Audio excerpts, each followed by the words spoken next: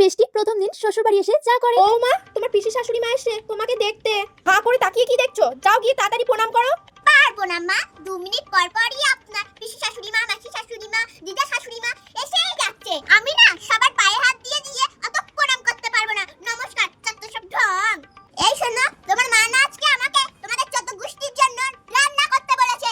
এইসব নিয়ম নাকি? আমি না তোমাদের 14 গোষ্ঠীর জন্য রান্না করতে পারবো না, সেটা তোমার মাকে গিয়ে বলে দিও। আর মায়ের যদি অত ইচ্ছা হয় এইসব নিয়ম মানার, তাহলে তোমার মাকেই গিয়ে বলো তোমাদের 14 গোষ্ঠীর জন্য পঞ্চবান্নন রান্ধিয়ে ওদেরকে খেতে দিতে। আমি না ওইসব একদম রান্না বান্না করতে পারবো না। বৌমা, তুমি না এই বাড়ির নতুন বউ, ঘোমটা না দিয়ে শ্বশুরের সামনে ড্যাং ড্যাং করে ঘুরে বেড়াচ্ছ।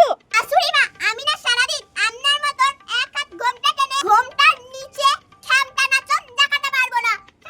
বৌমা, তোমার শ্বশুরের জন্য গরম গরম এক কাপ চা করে নিয়ে আসো তো।